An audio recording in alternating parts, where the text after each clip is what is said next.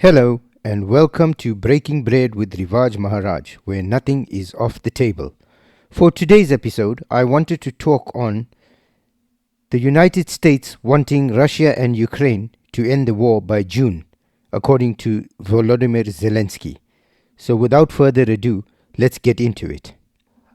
Reports are beginning to surface that Volodymyr Zelenskyy has said that the United States wants Russia and Ukraine to end the war by June.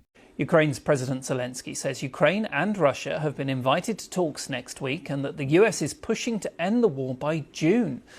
Now, we know that pressure is mounting on Ukraine to negotiate a settlement with Russia regarding the war in Ukraine. This is something that the Trump administration has made its top priority since prior to coming into office in the United States. I will prevent, and very easily, World War III, very easily. Before I even arrive at the Oval Office, I will have the disastrous war between Russia and Ukraine settled. It will be settled quickly. I will get the problem solved, and I will get it solved in rapid order. And it will take me no longer than one day. I know exactly what to say to each of them. I got along very well with them. We also know that pressure is being exerted on Zelensky's European backers, namely France, Germany, the United Kingdom, and most of the EU leadership to end this conflict in Ukraine. I've made a video regarding the Trump administration's fund that is being set up to promote think tanks in Europe as well as the UK that are more in line with its policies as it's being implemented within the United States. Looking at Donald Trump's push for Greenland, looking at Donald Trump's realignment within NATO, looking at his comments made at Davos in Switzerland this year, looking at what J.D. Vance has had to say regarding European values and how free speech in the United Kingdom and Europe is being overridden by the current governments. There is clearly a divergence between what the Americans are pivoting towards and the way in which Europe is moving. Now, Europe currently is in lockstep with the previous US administration of Joe Biden and Kamala Harris, which promulgated these extreme liberal viewpoints and self-loathing for one's own culture and one's own beliefs, and where you found young British white men being marginalized and things like that. This insanity that's being perpetuated, and it filtered out into mainstream media, was out there for everybody to see, and you went with it, or you were seen as extreme right-wing. And your channels being censored, your life basically being affected. Now, the push towards getting the Ukraine debacle sorted out, I think, is based on one of a few reasons. I'm certain that pre-Trump winning the election, I think that whilst very few wanted to entertain or accept the fact that a Trump presidency was inevitable, I know I certainly believed from the outset that Trump would win, because if you had your ear to the ground, you would find that the silent majority were not in favor of the way the United States was moving. And the same can be said for Europe and the United Kingdom. I think that the government's tight grip on mainstream media is helping to perpetuate and keep this narrative of theirs alive. But it is increasingly becoming difficult because it is contrary to public sentiment. Congratulations. Congratulations, Tommy, on putting together an amazing event. Let's just look at, for example, you've got the governments encouraging this mass immigration of unskilled labor into Europe and into the United Kingdom. Now, whilst there is pushback from the native populations of Europe and the United Kingdom, there's something else that is going on as well. You've had the influx of this immigration from places like Syria, from places like like Egypt, from places where there is a gradual Islamic population coming into the UK. Now, for me personally, I don't think there's anything wrong with that.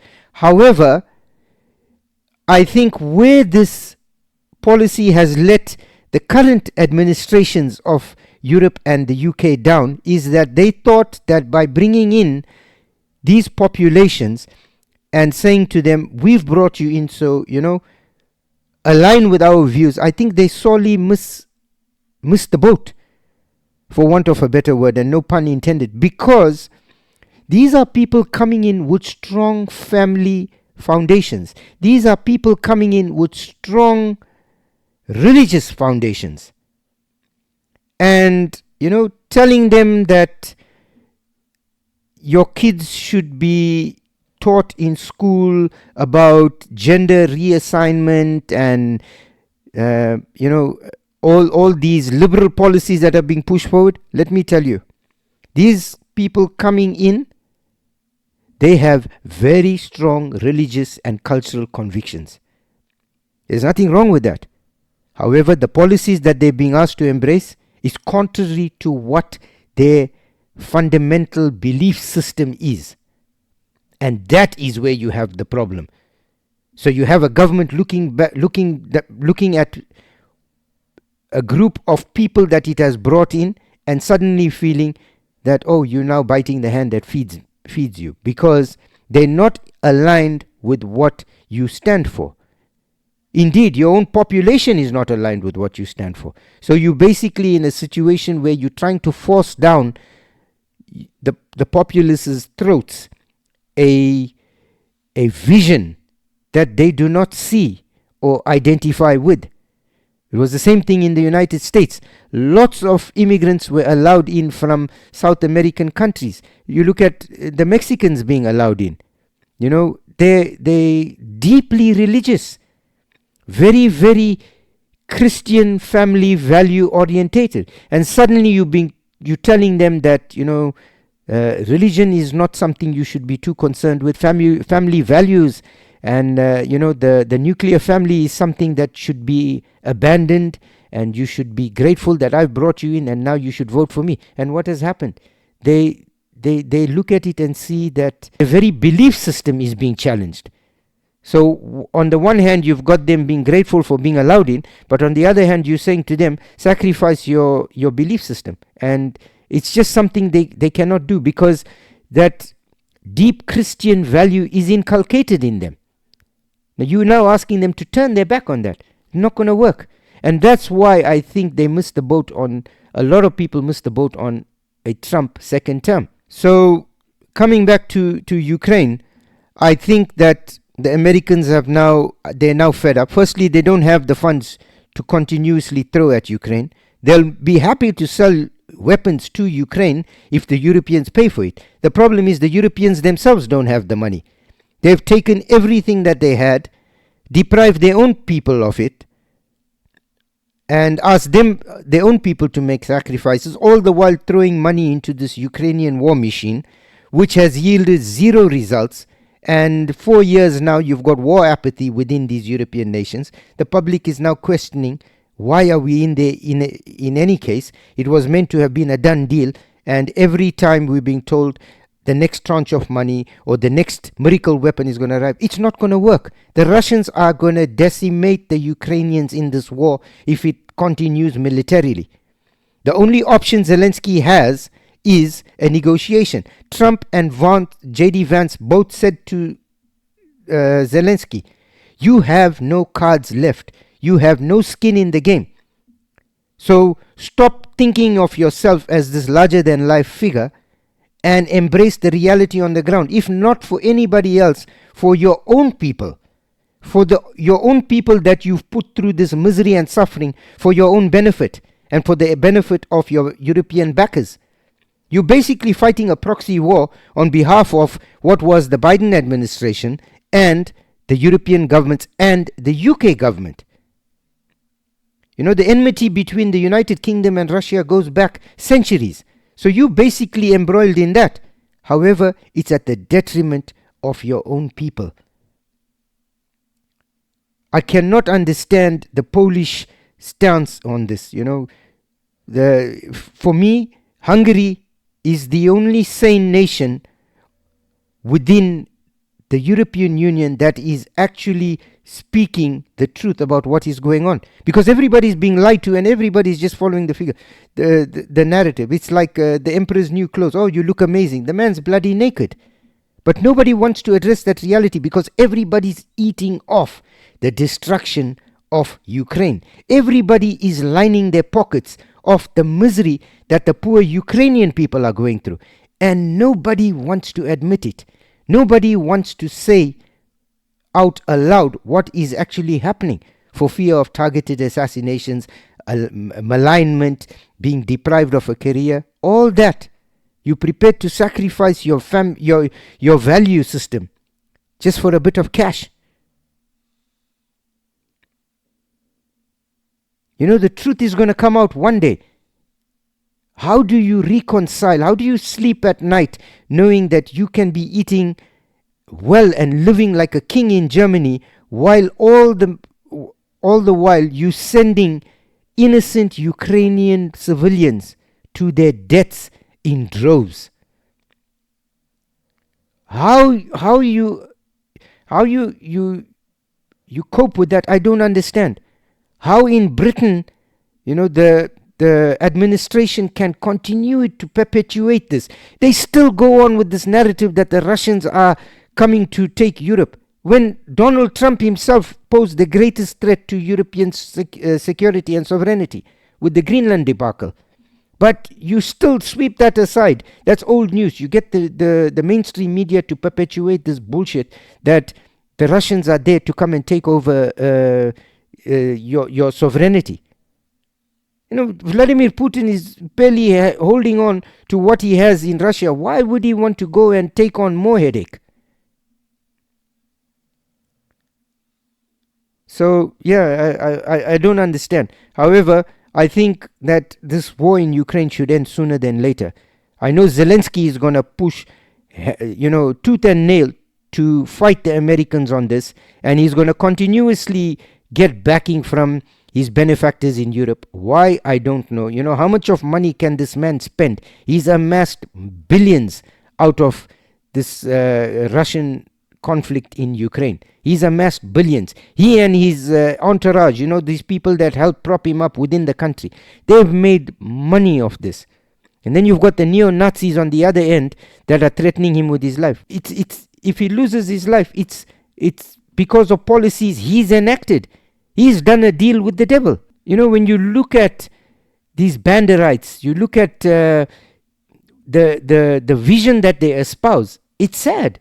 You know, it brings me back to, I was working in a kitchen, and it was the Jewish festival of Purim. So I made these little tarts, they call Hermantaschen. And I clearly remember, I had no idea at the time that this gentleman was Jewish. And he was an elderly gentleman, and he came to me and he said, "Do you mind if I have one of these biscuits?" And I said, "No, by all means, go ahead. It's for everybody to eat." And he ate one, and he closed his eyes, and he started tearing. And, you know, I was joking. I said to him, "Come on, man, it can't be that bad, you know." And he looked at me and he half laughed, and he said, No, it's bringing back memories." And I said, "Oh," and then he went on to tell me that he is actually Jewish. And he remembers these little biscuits that his mum used to make. And it's taking him now on this nostalgic journey. But he talks about how the Ukrainian banderites under Stepan Bandera had marched these 37,000 Jews to their death. They set up a firing squad and they massacred these Jews. And his granny, his mum's mum, was one of those that was murdered during that purge, during that genocide of these Ukrainian Jews. And how every year at Purim his mum used to make this, and she used to always talk about what the cookies and the treats her mum used to make, but how she never got to try it anymore because she was murdered by these Ukrainian neo-Nazis under Stepan Bandera. Yet, at the end of the Second World War, they were spirited out of Germany, and the British government relocated them to Salisbury. You look at Ukrainian banderites being spirited out to Canada. Torchlight parades being held. They're being honored. Chrystia Freeland, coming out and saying how her grandfather fought against the Nazi oppression, only for one journalist to uncover that her grandfather was actually complicit in what the Nazis were doing, and he had a Jewish family.